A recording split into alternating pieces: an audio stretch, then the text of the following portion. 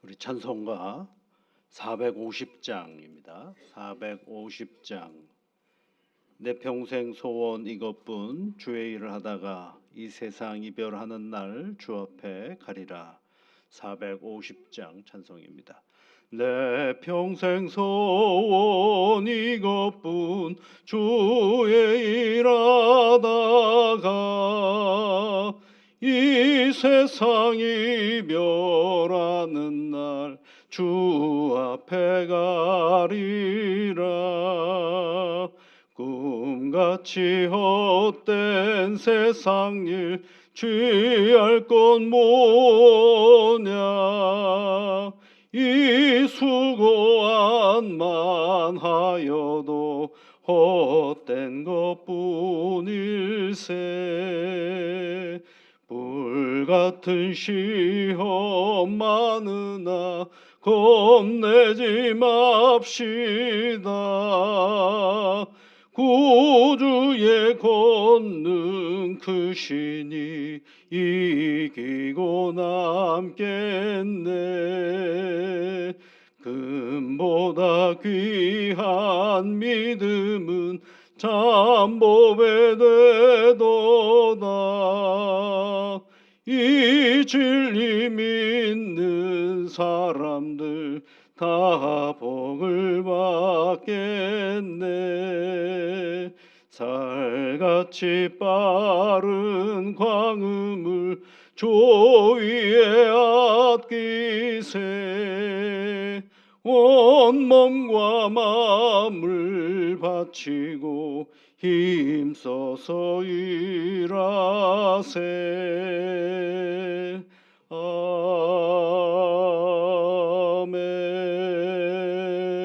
아멘. 하나님 아버지, 저희들에게 새로운 날을 허락하여 주셔서 감사드립니다.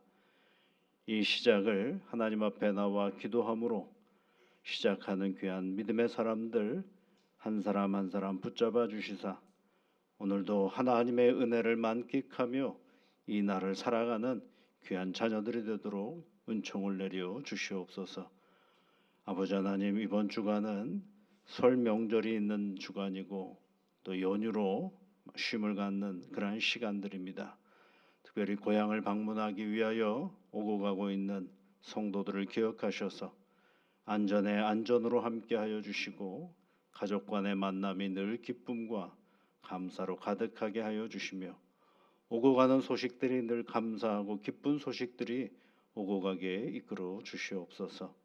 주 성령께서 함께하여 주옵시며 이 모든 일과들을 통하여서 하나님 영광 받아 주시옵소서. 예수님 이름으로 기도하옵나이다. 아멘.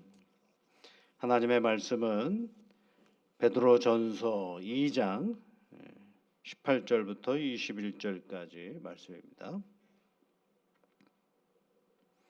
베드로전서 2장 18절부터 21절까지 함께 같이 읽겠습니다. 사환들아, 범사에 두려워함으로 주인들에게 순종하되 선하고 관용하는 자들에게만 아니라 또한 까다로운 자들에게도 그리하라. 부당하게 고난을 받아도 하나님을 생각함으로 슬픔을 참으면 이는 아름다우나 죄가 있어 매를 맞고 참으면 무슨 칭찬이 있으리요. 그러나 선을 행함으로 고난을 받고 참으면 이는 하나님 앞에 아름다우니라. 이를 위하여 너희가 부르심을 받았으니 그리스도도 너희를 위하여 고난을 받으사 너희에게 본을 끼쳐 그 자취를 따라오게 하려 하셨느니라. 아멘. 하나님께서는 여러분 우리를 세상으로부터 불러 택하 주셨죠. 그래서 우리가 세상으로부터 구별된 믿음의 사람이라고 얘기를 합니다. 여기까지는 우리가 너무 잘 압니다. 그런데 여러분 세상 속으로 부르신다라는 생각도 해보셔야 됩니다. 예수를 잘 믿는 사람을 어디로 부르시느냐 하면 세상 속으로 부르시는 거죠. 이게 무슨 얘기냐면 우리가 하나님의 택함을 받은 백성으로서 우리끼리 사는 것이 아니라 택함 받고 거기서 잘 양육이 되어서 어디로 가느냐 하면 세상으로 하나님께서 또 부르신다라는 거죠. 그래서 예수님이 해주신 말씀 중에 땅 끝까지 이르러 내 증인이 되라라고 말씀하지 않았습니까? 그 땅 끝까지 이르러 내 증인이 되라. 그러니까 하나님의 어디를 가라는 의미도 있겠지만 또 하나는 세상 속에 그리스도인인 것을 잊지 말라라고 얘기를 합니다. 이 세상에서는 다양한 사람들을 만나죠. 오늘은 어떤 사람을 만나느냐면 거기에 보시면 예수를 믿는 사환이에요. 사환. 18절 말씀에 보면 사환들아 이렇게 되어 있죠. 예수를 믿는 사환. 이 사환이 뭐예요? 둘로스 그래가지고 종입니다. 종. 그러니까 한 로마 사회의 한 집안에 종들이 있지 않겠어요? 근데 이 종이 어느 날 예수를 믿게 되어서 하나님의 은혜를 알게 됐고 하나님의 믿음의 사람이 되었습니다. 이제 그런 상황들을 1장 10절 말씀에 가보시면 그렇게 표현을 해놨어요. 너희가 전에는 백성이 아니더니 이제는 하나님의 백성이요 전에는 긍휼을 얻지 못하였더니 이제는 긍휼을 얻은 자니라. 이게 무슨 얘기냐면 예수를 영접해서 하나님의 백성이 되었고 긍휼이라는 게 뭔지를 알게 되었다. 그런 얘기예요. 그런데 그 당시에 내 삶의 질서가 뭐였느냐면 나는 사환이었어요. 종이었다라는 것입니다. 종으로서 예수를 믿게 되었는데 그 종으로서 예수를 믿게 되었는데 그 종이 뭐라는 거예요? 순종하라는 거예요. 누구에게? 주인에게 순종하라는 것입니다. 근데 아주 재미있는 단서를 하나 붙였어요. 다시 18절 말씀에 보면 순종하되 이렇게 해놓고선 선하고 관용하는 자들에게만 아니라 또한 까다로운 자들에게도 그리하라 이렇게 되어 있죠. 이게 문제는 지금 뭐냐면 내가 종으로서 하나님의 백성의 역할을 감당하려고 하는데 내가 섬기는 그 주인이 어떤 사람이에요? 선하고 좋은 사람이면 너무 좋죠. 그런데 주인을 잘못 만났어요. 엄청 까다롭죠. 못됐다라는 거예요 이게. 금방 이렇게 했다가 저렇게 하고 때로는 아주 못살게 구는 사람을 이 까다롭다라는 표현으로 얘기를 하는 것입니다. 아침에 한 얘기와 점심 때 한 얘기와 저녁 때 한 얘기가 서로 다른 그러한 아주 못된 주인을 말하는 것입니다. 그러면 그 못된 주인을 어떻게 대해야 하느냐? 우리가 하나님의 백성으로서 이렇게 얘기하라는 것, 순종하라는 것입니다. 근데 19절 말씀에 보면 부당하게 고난을 받아도 그렇게 돼 있죠. 이 얘기는 뭐예요? 아마 부당하게 네가 만약에 고난을 받아도 그 얘기가 아니라 부당하게 고난 받는 경우가 많다라는 얘기입니다.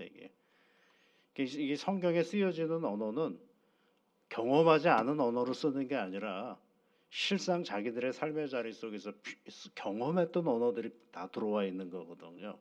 그러니까 부당하게 당하여도 고난을 받아도라는 얘기는 부당하게 고난받는 경우가 너무 많다라는 것입니다. 그런데 그때마다 누구를 생각하라는 거예요, 여러분? 하나님을 생각하라라는 것입니다. 그래서 슬픔을 찾으면 그건 참 아름다운 거다. 그걸 잘 견디는 건 참 아름다운 것이고 20절 말씀에 보면 하나님 앞에서 아름답다라고 얘기를 하고 있고요. 그래서 그 일을 너희들이 부르심을 받은 이유가 거기에 있다라고 얘기를 해주고 있습니다. 여기서 한 궁금증이 하나 있죠. 그건 뭐냐면 주인이 개선이 되질 않잖아요.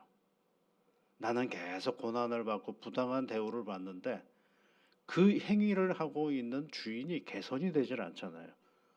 그러면 나는 끊임없이 계속 고난만 받고 있어야 되느냐라는 생각을 해볼 수가 있게 되는 것이죠. 그런데 그러면 어느 선에서는 이 제도를 개선해야 되지 않겠습니까? 질서를 바꿔야 되지 않겠습니까? 라고 생각해 볼 수가 있죠. 그 질서를 좀 바꿔본다라고 생각해 볼 수 있지 않겠어요? 그래서 이 노예제를 없애버리고 그리고 하나님이 생각하는 그런 사회 질서를 만들어가면 어떻겠는가? 근데 성경을 읽다가 보면 좀 젊을 때 성경을 읽을 때 보면 그게 굉장히 답답했거든요. 아니 이 부당한 대우를 없애야지 어떻게 부당한 대우를 고난을 잘 참으라고 얘기를 하시는 걸까? 빨리 바꿔서 모든 사람이 부당한 대우를 받지 않는 세상을 만들어야지. 그게 하나님의 정의와 공의가 아니겠느냐라고 라고 생각을 했는데 이 성경을 좀 더 읽다가 보면 그것 또한 한계가 있다라는 걸 알게 되는 거죠. 우리가 이 얘기는 기본적으로 뭘 전제로 하는 거냐면 하나님을 믿는 백성들은 어디에 시민권을 가진 사람들이냐면 하늘나라 시민권을 가진 사람들이거든요. 그리고 이 초대교회 때의 신앙인들의 기본적인 정서는 뭐냐면 종말론이에요. 이 땅에서 오래 살지 않는다라는, 이 땅의 전부가 아니다라는 그 생각을 가지고 사는 거거든요. 그런데 그런 그 삶의 태도를 통해서 결국은 끝까지 누구를 생각하는 사람들이 믿음의 사람들이냐? 하나님을 생각하는 사람들이 믿음의 사람들이다라는 것을 알 수가 있죠. 그래서 예수님이 십자가에 못 박혀 죽으셨을 때 예수님이 뭐라 그러셨어요? 이 잔을 내게서 옮기시옵소서라고 기도하잖아요. 그러나 나의 원대로가 아니라 하나님의 원대로 하여 주시옵소서라고 기도하시죠. 그런데 주님의 뜻대로 되지는 않고 십자가의 길을 걸어가고 정말 인간사에서 보면 허망하게 예수님이 십자가에 못 박혀 죽으셨거든요. 근데 놀라운 거는 빌립보서에 있는 말씀에 보면 하나님께서 그를 높이셨다라고 되어 있어요. 하나님께서 주님을 높이시고 세상의 모든 무릎을 그 이름 앞에 꿇게 하여 주셨다라고 얘기를 합니다. 결국 누가 이겼느냐? 예수님이 이겼다라는 것을 말씀해주고 있는 것입니다. 그렇습니다. 여기에는 우리가 첨예하게 부딪히는 세상 질서의 한 단면을 보여주고 있는데 그 세상 질서 속에 살아가는 그리스도인들이 결국은 그 사회를 바꿔가는 역할을 하는데 진짜 그 사회를 바꿔가는 건 제도를 바꿔서 바꿔가는 것이 아니라 우리가 하나님을 생각하면서 내게 주어진 삶의 질서를 잘 감당할 때 거기에서 하나님께서 새로운 삶의 질서를 만들어 가신다라는 것을 말해주고 있습니다. 그래서 21절 끝부분에는 뭐라고 얘기를 합니까? 그리스도도 너희를 위하여 고난을 받으사 너희에게 본을 끼쳐 그 자취를 따라오게 하려 하셨느니라 그러죠. 여러분 예수님이요 공생애를 시작할 때에 많은 사람이 예수님을 쫓아갔어요. 왜냐하면 자기가 생각하는 메시아에 대한 이해를 예수님에게 투영을 했거든요. 아 예수님은 이 세상에 오시면 싹 다 바꿔버리실 거야. 그러니까 사람들이 그냥 기적을 베푸고 여러 가지 일들을 할 때마다 그게 다 가는 거거든. 쫓아갔거든요. 그래서 예수님의 12제자의 직업군을 보면 다양합니다. 자기에게 주어진 위치에서 예수님이 이런 모습들을 바꿔 가실 거야 라고 생각하고 쫓아가는 거거든요. 그런데 예수님하고 시간이 오래되면 오래될수록 어떻게 됩니까? 그네들이 마음속에 가지고 있었던 실상들이 하나씩 하나씩 무너지기 시작하는 거예요. 그래서 예수님이 십자가의 길에 들어서시고 십자가에 못 박히실 때 12제자들은 하나씩 하나씩 그 자리에서 싹 다 없어져 버린 거거든요. 왜 그럴까요, 여러분? 내 기대가 이 세상을 향한 나의 기대가 있는데 그 기대에 주님이 충족시켜 주지 않기 때문에 그렇습니다. 우리가 신앙이 헷갈리면 안 됩니다. 우리가 예수를 믿는 건 내 기대에 내 하나님이 그 기대를 충족시켜 주시기 위하여 하나님이 필요한 게 아니거든. 우리가 예수를 잘 따라가면 따라갈수록 누구를 버려야 되느냐면 내가 나를 버리는 시간이 예수를 쫓아가는 시간이에요. 그랬을 때 궁극적으로 내가 나를 버릴 때 하나님이 나를 채워가시는 역사가 있는 거거든요. 하나님이 나를 채워야지 내가 나를 채우기 하나님도 나를 채우는 데 도움이 되시고 말씀도 나를 채우는 데 도움이 되고 기도도 나를 채우는 데 도움이 된다 그러면 그것이 순서가 바뀌었어요. 나는 주님을 쫓아가면서 나를 계속 사도 바울의 표현대로 죽고 나를 버리고 나를 죽이는 작업을 갈 때 그 죽어간 나를 다시 살리시는 분이 누구냐면 성령 하나님이시고 삼위일체 되시는 하나님이 나를 세워가신다라는 거예요. 그런 관점에서 이 말씀을 읽어보면 까다로운 그 주인에게도 넉넉히 순종할 수 있는 그릇이 누구 안에 생기기 시작하느냐면 내 안에 생기기 시작하는 거죠. 왜요? 하나님의 백성이요 긍휼을 입은 자인 것을 알기 때문에 그렇습니다. 그럼 이런 질문이 생길 수 있죠. 목사님, 그러면 그 부당함을 계속 가만히 있어야 됩니까? 여러분 생각해 보십시오. 그 고난의 자리를 잘 견뎠던 신앙이들 때문에 노예의 제도는 있어졌습니까? 없어졌습니까? 지금 없잖아요. 그렇죠? 제도로서 노예제는 없죠. 그러나 관계성에서의 또 노예의 그 제도와 같은 틀거리들이 여기저기 있을 수 있죠. 그러나 여러분, 결국은 우리가 이 땅에 살면서 하늘의 질서를 가지고 살아가는 것이죠. 그게 뭐냐면 신앙의 용기입니다. 그 신앙의 용기로 오늘을 하늘의 질서로 살아가면 하나님께서 반드시 하나님의 백성들에게 선함으로 이끌어 주시고 복을 내려 주십니다.